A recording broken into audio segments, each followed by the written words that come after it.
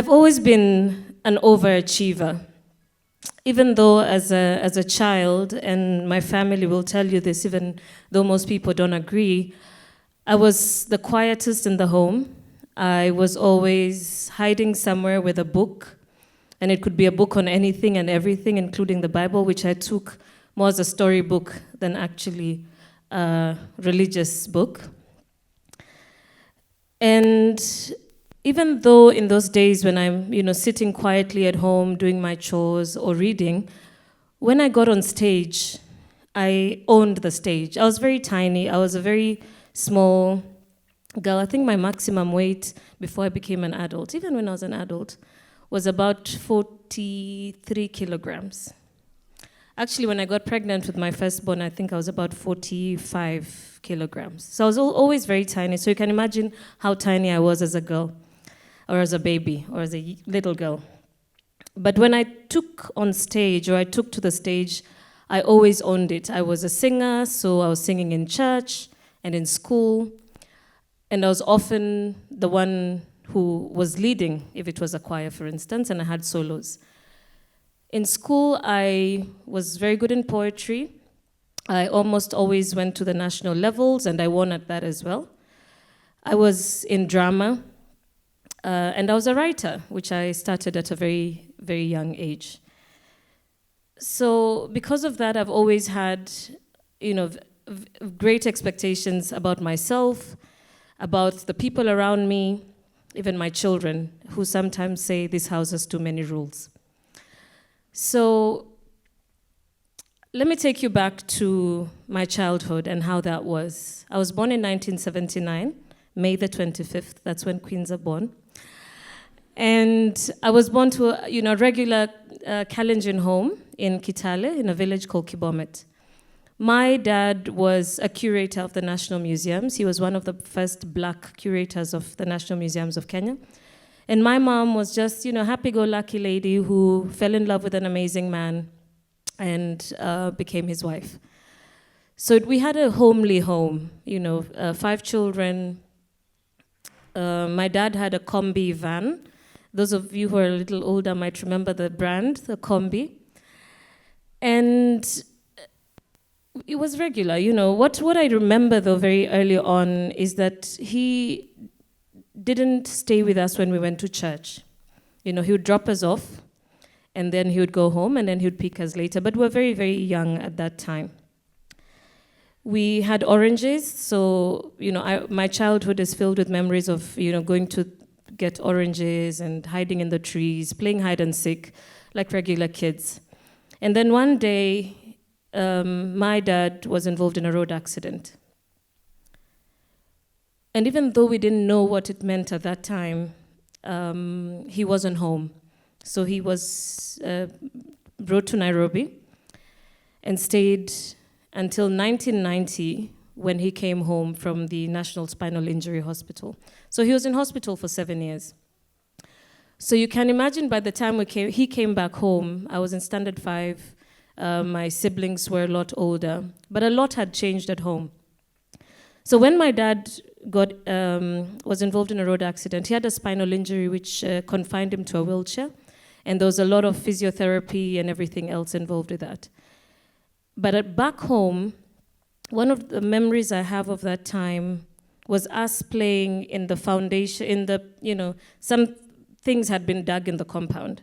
I only realized later on that my parents were trying to build what would be, at that time, the biggest house in the village. It was double-story. My mom had all these big plans. But a few months later, all that was sealed. Those medicals to be taken care of. Thankfully, at that time, my dad had a good cover. But it ran out. There's no cover that will take you for 7 years. So that was done. We continued living in the house that we did, which wasn't a bad home. And my mom now suddenly had 5 children she needed to take care of. She had never worked a day in her life. She thankfully got a job with the museums where my dad used to work. They gave her a job as a receptionist, which she did. But there's no receptionist that can take care of 5 children with her own salary on its own.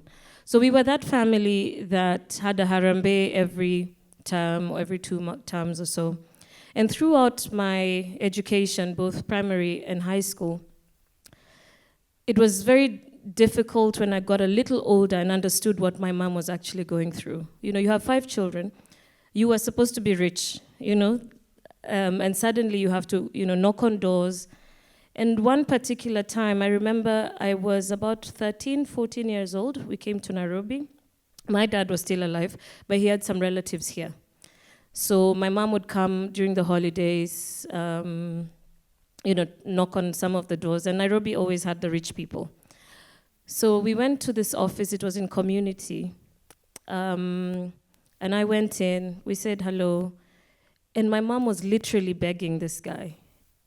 And I was standing, you know, I was sitting on the side. So he was a big boss. So my mom sat at the desk in front of him, and I sat like on the waiting side. And at that point, I just said, I don't want my mother to beg again. I was 14, 13, you know, I don't really have anything to say at that time. But I remember I cried, and when she came out, she's like, why were you crying? And I said, it's so humiliating to see you, you know, go through these things. And I was young, and I don't know what it meant for her at that time, but for me, I knew that I would do everything that I could to ensure that my mom never has to beg again, or my family never has to beg again. There's a story I tell with my sisters, and sometimes, you know, things were so tough. There was a day we had, and my mom came in. My mom was always happy-go-lucky, and now I understand what it means to be a mother because of that. So she came home this evening, and she's like, oh, you know, when we were growing up. And she always had these beautiful stories about when they were growing up. And she said, we used to eat ugali and honey, and it's so nice. So I'm like, oh, wow, that sounds really cool. So we had ugali and honey for dinner. And it's actually quite nice. But only later on did I realize is that because she wasn't able to buy vegetables. And she couldn't afford to buy vegetables at that particular time. So it was you know, ups and downs. And then when I was in high school, went back into my poetry and drama. And when I finished Form 4, even before the results were out, my teachers had told my mom, there's this training that's happening in Nairobi for drama. We recommend that she goes. So I came to Nairobi, boarded an Akamba bus, for those of you who are from Shags. Came to Nairobi, didn't know anybody, was picked up at the bus stage, went to my auntie's house in Buru, which is where I operated on and from and South B for a long time. And I remember telling Valentine and the others this story about South B, and one of the things I remember was that I bought my very first eyebrow pencil at the stage opposite the Maji College, and a powder which was called Luron. And there's a significance to this story because when I was young, my aunt, she's called Alice, she used to live in Kitale as well. And my cousin, older cousin, called Caro, as we used to call her then, was living in Nairobi. So she'd come to Kitale every so often for the holidays. And when she did, she would come with these glossy magazines. Those Ebony, those who are older might remember. There was Drum, the International Drum then. And I would really enjoy those magazines. Some of the content was a bit off for a teenager. But the girls on the covers was so stunning, sometimes a little too stunning to be real, but I knew that I wanted to be those girls. And I would tell my mom, when I'm older, I'll go to Nairobi, I'll wear high heels, and I'll wear lipstick, and I'll never wash clothes again. And because I used to, they used to make me wash the clothes all the time. I don't know why, but they used to make me wash the clothes for everybody at home. So I really wanted to get away from that. And I was like, that girl on the cover cannot be washing clothes. She can't be doing these things my mom makes me do when she's when she's gone to work. But I guess it's those things that grow character, like leaving a bag of beans at the door when she's leaving in the morning and says, Nikirudi nipate mmepanda maragwe. And, it built her character, even though I wanted to come to Nairobi, wear lipstick, and wear high heels. So coming back to Nairobi, did my drama thing, started acting. Soon after, I started acting at the Phoenix Players, went to the French school, did some French. So in a very short span of time, I was getting back on stage, which is something I really, really loved. Within that time, I started working at KBC as a news presenter. No, first as a junior TV producer, and then as a TV presenter. And during that time, I met and fell in love with an amazing man, who's the father of my firstborn daughter. And there's a friend of mine here who'll laugh about it. But she says I was so in love with him that I was blind. Like, I couldn't see anybody else. But it was such a beautiful time. And so I got pregnant. So here I am, a girl from Kitale, Christian, sings in the worship team, is a worship leader, and now you're pregnant. And I couldn't tell my mom, so I told him. I cried for a whole weekend. I told him I'm not pregnant. I don't care what you think. I'm not pregnant. Then he decided to take me to hospital for a scan because I didn't believe the peeing thing. Although I peed on it, and it proved that I was pregnant, but I said I'm not pregnant. So he took me to hospital, Nairobi Women's, on a Saturday. We did the scan. Then he's like, just try and look happy, for the nurse at least. Because she's like, oh, congratulations. And he's such a nice and affectionate man. But I'm just thinking my life has come to an end. And then what will I tell my mom? The shame that comes with being a worship leader and then you're pregnant. So that was the very first time I realized that, the ups and downs. I've always believed in the line, everything I touch turns to gold. And I convinced myself that a long time ago. So everything I do, I always say, everything I touch turns to gold. But that time I was like, what has happened? Anyway, so I told my sister, please tell your mom that there's a baby on the way. And so she calls my mom. I was not there. And then she tells her, oh, mommy, you're expecting another grandchild. So my mom was like, oh, my God, thank you, Jesus, all those things. And then she's like, when is the baby coming? She's like, no, it's not me. It's Chebet. And then my mom just, panicked completely. Then the oh my God changed tone to oh my God, And she didn't talk to me for a while, precisely about 6 months, 7 months. And then one time I was on the cover of Parents Magazine and I was heavily pregnant. You see, thinking of it in that way, I think from somebody where she was, it was sort of okay to be pregnant but stay there in Nairobi. Don't show people. There was no magazines and blogs and pals and all those things at the time. So it wasn't, you could keep your pregnancy where you were. But suddenly here I am broadcasting to everybody on the Parents Magazine. So in every street that you walked to, and Kitale is very small, we know everybody. You either went to the same nursery school, the same church, we fetched water in the same river. We all know each other somehow. So she called me and she said, hey, unakaa smart kwa hiyo magazine. So I'm like, oh, finally she's accepted that, this is what it is. She's like, I hope you're taking care of yourself. I hope he's also taking care of you. I said, yeah, it's okay. Anyway, got my baby. And then I bounced back. I said, I have to work. I have to put everything back into where I want my life to be. But then that's when also hell broke loose because I broke up with my daughter's dad when she was about 6-7 months old. Moved from his house, which was a nice 3-bedroom apartment, to a little house behind a dog unit in Langata. My rent at the time was about 10,000. And it was a very difficult time of my life. I cried so much. Because when you see where your life is going and you have all these big dreams and suddenly somebody takes you back, 10 years down the line, you can't afford the things you used to afford. And I said, I can't live like this.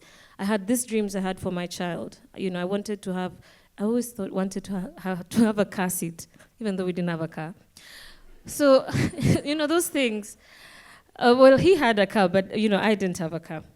Anyway, we went, and at that point, even through the crying, I said, no, I'm going to look for another job. At KBC at the time, I was earning 25,000 shillings. So I started applying for jobs, even though I still wanted to retain my KBC job, because I really enjoyed doing the news. So I applied on the newspaper, many jobs. There was a cyber cafe that used to work 24 hours opposite the Hilton.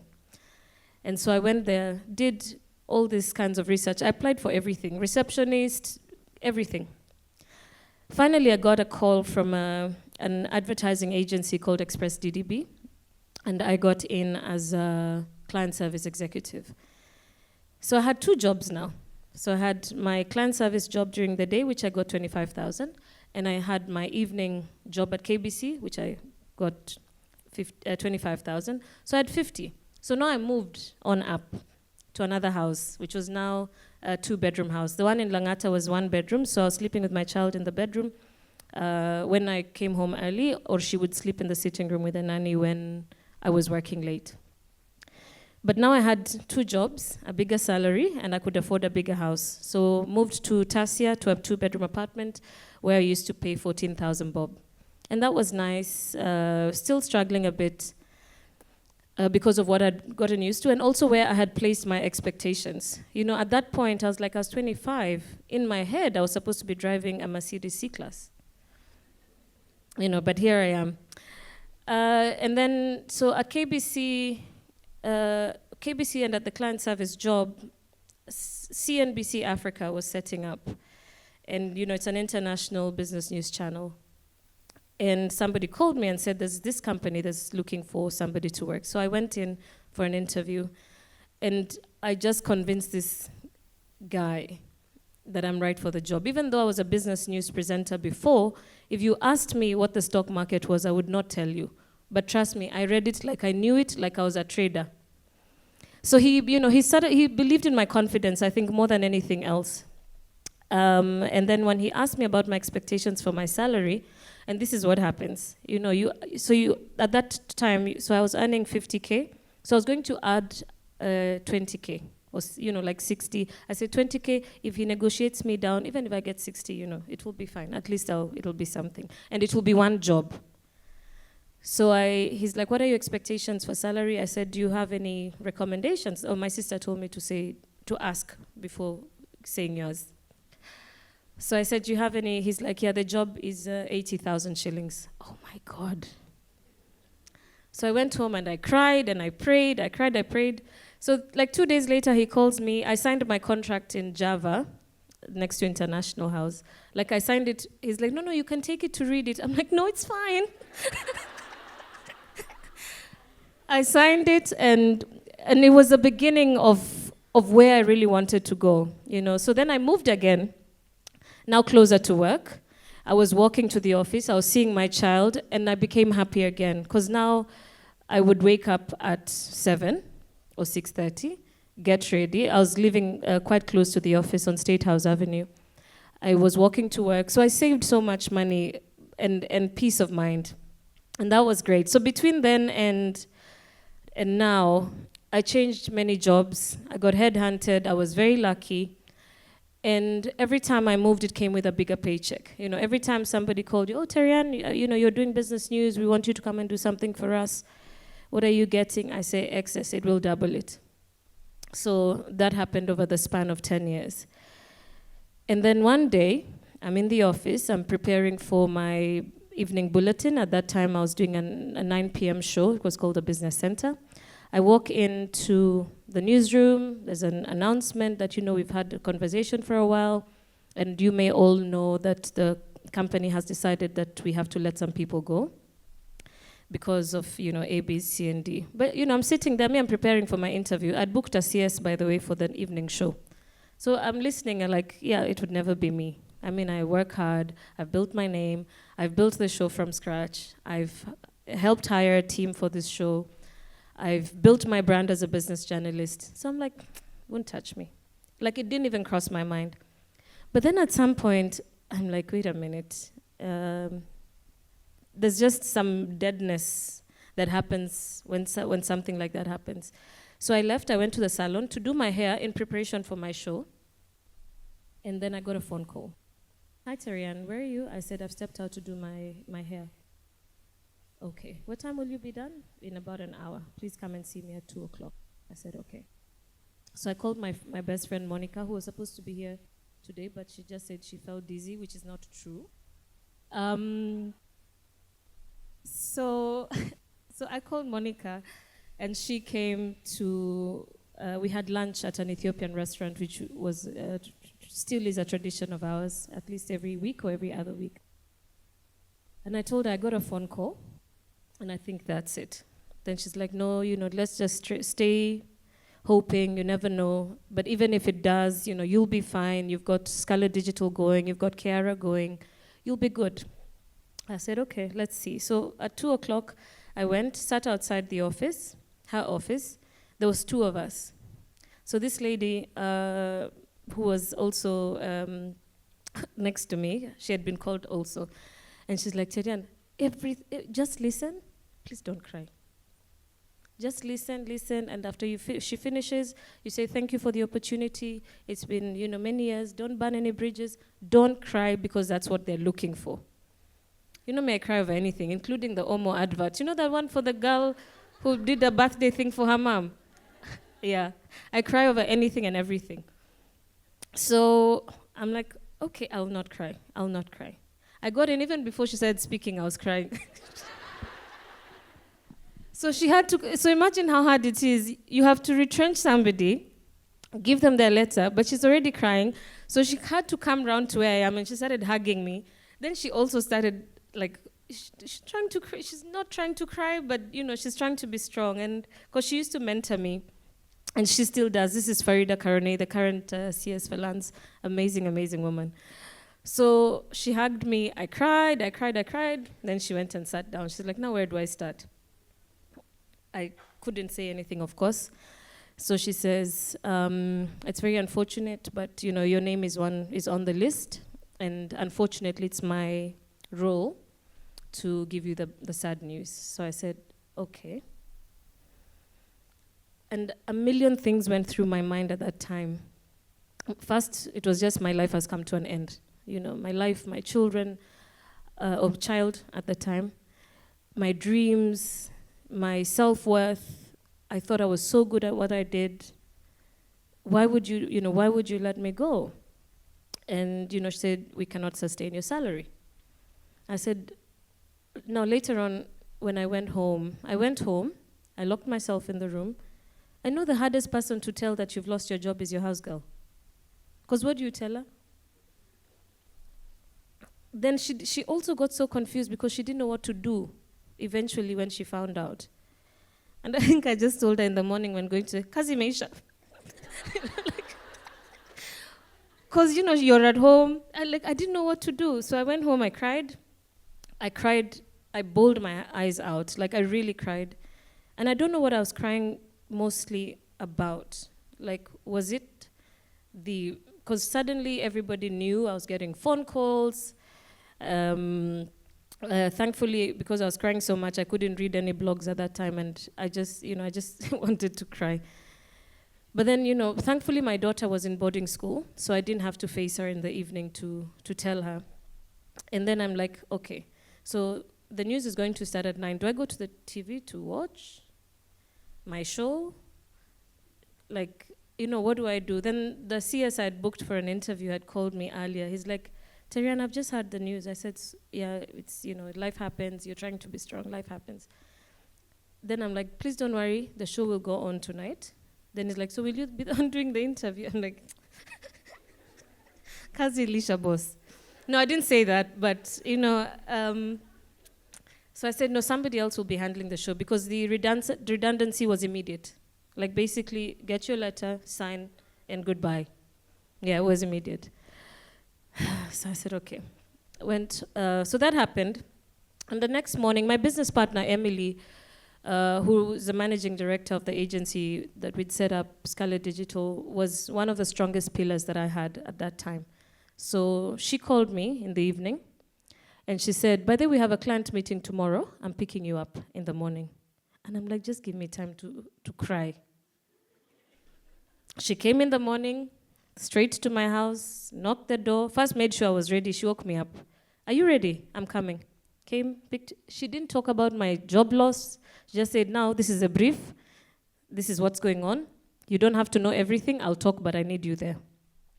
And that's how it happened. So every morning, there are times when I didn't want to go to work. She would come and pick me up, even though I had my moti. She would moti is English for Kitambo. My car. She came to pick me up, and we went to work. And because of that, even though I felt that she was pushing me so hard, like I felt like I didn't have time to deal with what I was going through, and I felt like I needed time to deal with it. I needed her to, take my mind away from it. So during the day, I'll tell you this, I would, dress up, look good, even out of revenge. Like I might just bump into one of those guys who fired me. I'll dress up, go to work, but every time I came home in the evening, I cried so much. I cried so much because I was, I'm like, my daughter's in an expensive school. I live in a certain way, but now I know that I can't. And I have to cut things down. And they were like, where do you start? So I started by moving out of the house that I was in. My daughter was in school. And when she came back, she's like, Mama, is it this bad? Like we have to, I'm like, no, it'll get better at some point. It's life happens like this. So it was she was young, so she didn't understand a lot. But suddenly she knew that we couldn't do the things that we, always did, travel, go on holiday, lunch in good places, and all this, all the other nice things. So that happened. And then later on, I realized, and which is my biggest lesson from that time, that a woman and a mother cannot live on one income stream. And for me, that was, a learning that I live with until today. Because of that, I pushed myself. I started looking for gigs, whether it's MC work, whether it is PR jobs, everything. I pushed myself out. But then I also learned that even though I may have lost my job, and the job that I felt that I knew the best of, and I was best for it, I learned to go and ask for jobs. Just before this job that I have now at GM of Metropol, I joined another TV station where I joined as a CEO, a business station as well. And that conversation happened very quickly. They were looking for editors. They looked for me to recommend some people. So I went to meet them, and they wanted me to host a show. I said, oh yeah, great. Then I asked the owners, I'm like, so who's running the station? It's like, oh, we haven't found somebody yet. I'm like, why are you looking? And I'm here. And I wasn't ready to say that. So I sort of bit my tongue after that. But I was like, and why not? Why not? I've done business journalism for over 12 years. Why can't I take the job? 2 days later, I signed my contract, shook hands, and that was the end of that story. Where I work today, same thing. I had heard that they were starting off, and I called the group managing director, and I said, hey, how do you start a business channel without me? And he laughed, and I said, I'd like to meet you. Can we have lunch? I'd like to tell you what I can bring to the station. So 2 days later, we had lunch, and I didn't sleep for those 2 nights. I looked at all international business channels, the strategies that they've done. How do you break into the market? How do you grow? And I went with all that. I think I talked nonstop for about an hour. And after that, he said, you're the right person for this job. So what am I saying? I'm saying that in the end, sometimes it's good to trust the process.